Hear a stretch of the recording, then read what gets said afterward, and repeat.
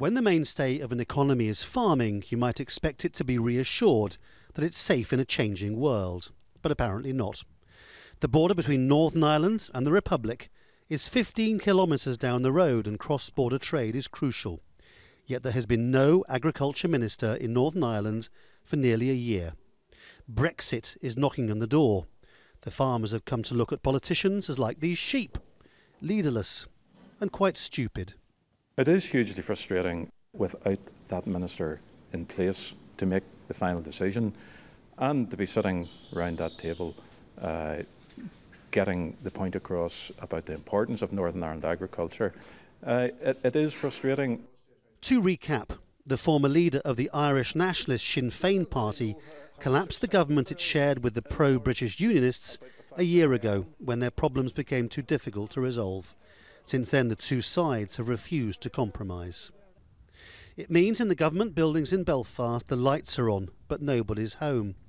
No major piece of local legislation or work in Northern Ireland can happen.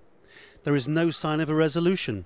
It's only 14 months until this province is on the front line of a UK outside the European Union.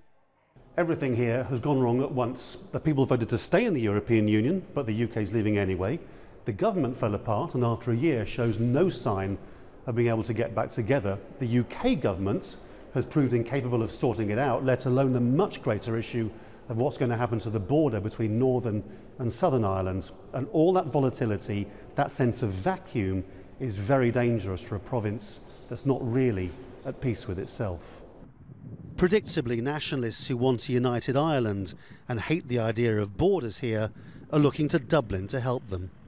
200 leading nationalist figures have written a joint letter to the Irish Prime Minister urging him to intervene.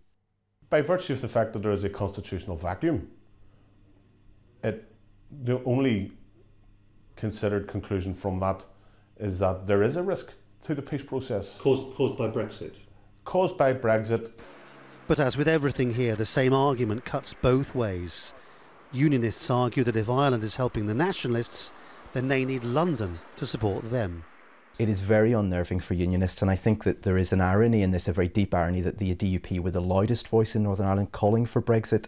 They are now the party which faces deep uncertainty as a result of Brexit, and what was once an absolutely cast iron guarantee, it seemed, for at least a generation that Northern Ireland would remain British, is no longer quite as certain as it seemed. The Good Friday Agreement is 20 years old in April. The treaty, which officially ended the sectarian war here, has guaranteed the peace since then. But Brexit has thrown it into doubt.